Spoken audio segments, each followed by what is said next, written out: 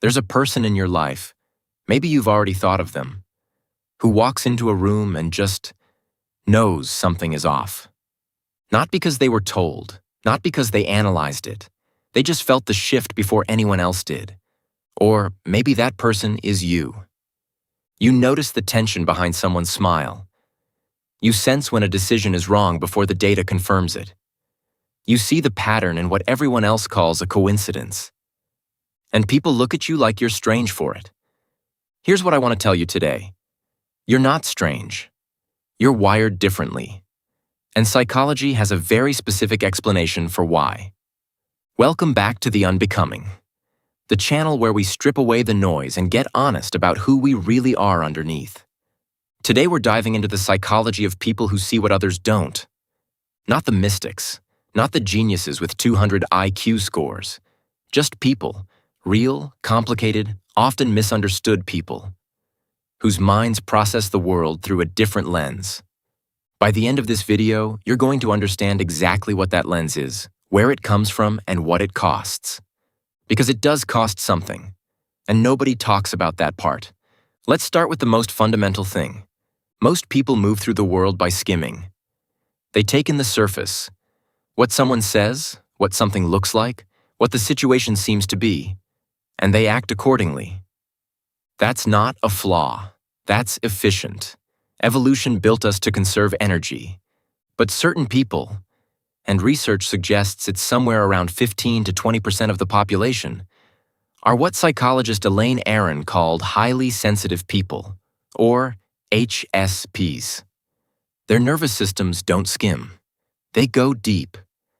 They process sensory and emotional information at a significantly more thorough level.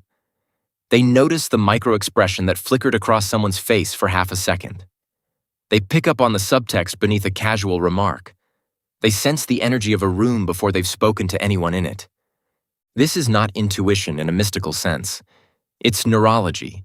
Studies using fMRI scans have shown that highly sensitive individuals show greater activation in brain regions associated with empathy, awareness, and decision-making, particularly the insula and the mirror neuron system.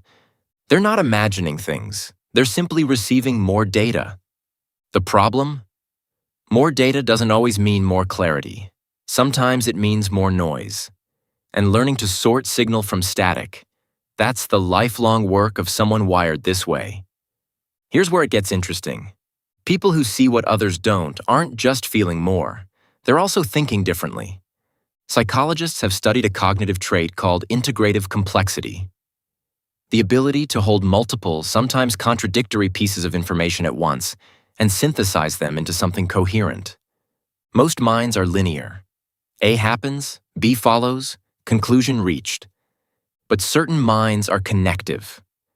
They don't just see A and B. They see the space between them. They notice what's conspicuously absent. They recognize when a pattern is being repeated, even in a completely different context. This is why these people often seem like they're several steps ahead in a conversation. They're not psychic.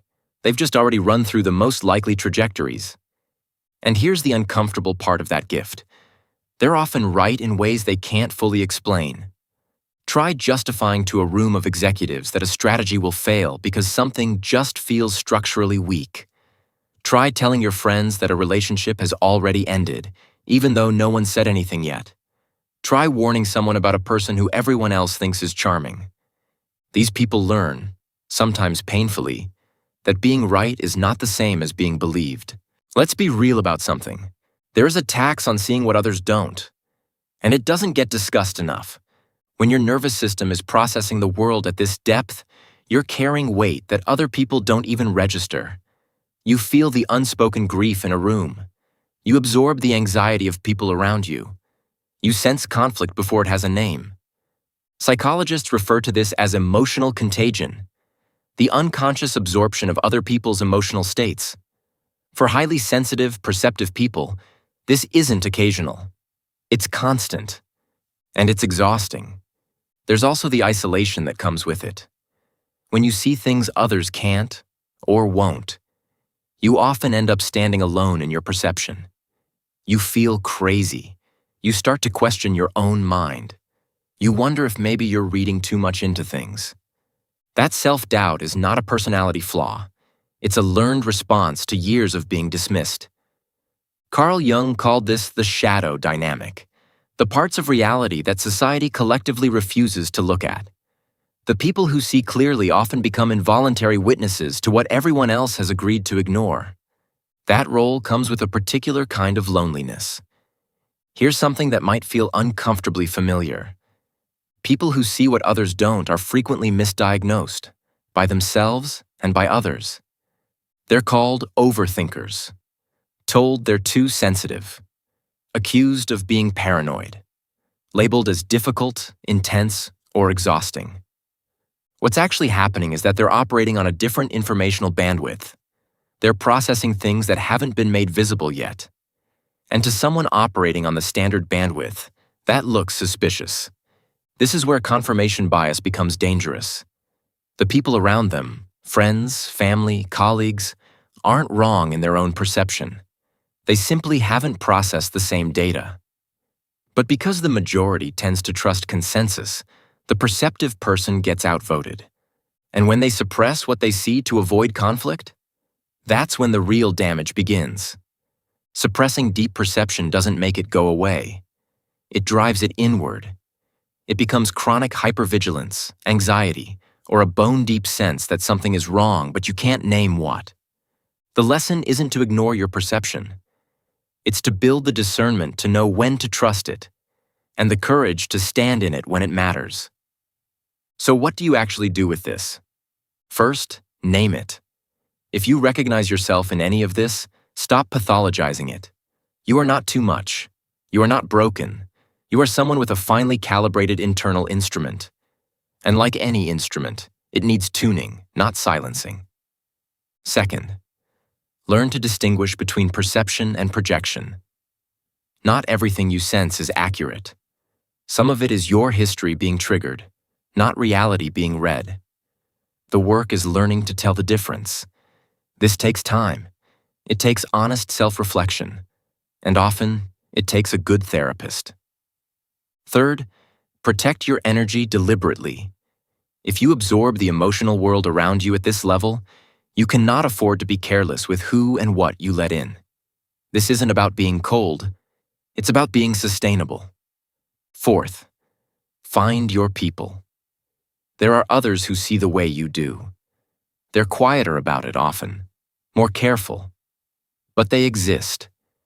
And in their company, you won't have to shrink yourself to fit the perception of people who aren't yet ready to see. Fifth, use it in service of something.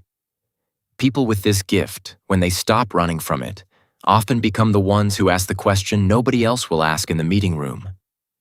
The ones who write the thing that makes strangers feel less alone. The ones who see the child struggling before any adult has noticed. The gift finds its form when it's aimed at something larger than just personal survival. Here's what I want to leave you with. Seeing clearly is not a superpower in the way movies imagine it. It's not glamorous. It doesn't come with applause. It comes with the responsibility of knowing and choosing every single day what to do with what you know. But it is also, undeniably, a form of depth. And a life lived in depth, even when it's uncomfortable, is a life that means something. If this landed for you, share it with someone who needs to hear it. They probably already know who they are. I'll see you in the next one.